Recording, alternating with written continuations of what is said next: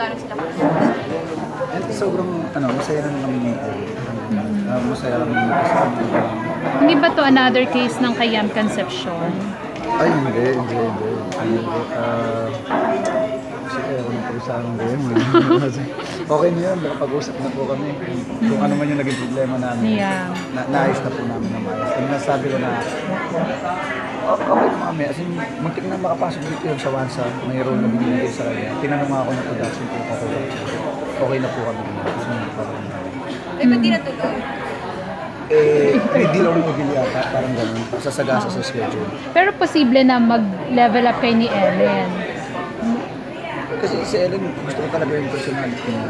Kasi sobrang, sabi mo, kahit saan mo siya dalhin, napaka-cobing ng tao. Kahit sa social or dalhin mo sa social, dalhin mo sa sa geologs, kaya niyang pakisamaan lahat. Nagugulat nga ako sa kanya kasi alam naman natin na lumaki sa yaman si Ellen, di ba? May-ari ng mga hotel. Diba? Pero pag nakausap mo siya, parang nakikipag-usap siya kahit kanina lang sa set. Napaka-humble niyang tao. And din yung sobrang mahangaw sa personalidad niya talaga. Eh anong pumipigil? Bakit hindi pa kayo mag-level up? Siguro, mas ayoko na kasing padalos-dalos kasi nga, di ba, ang aking nakaraan. Hindi kasi di ba dati po, masyadong mabilis yung mga pangyayari.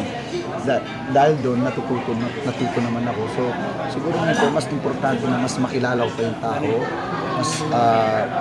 Mas matagal pa naman kami magkasama. So, ayoko madaliin yung bagay-bagay. So, kung darating naman kami doon, amin ko. Pero, ito lang mga sabi. Sa Star Magic Ball, siya po yung date ko.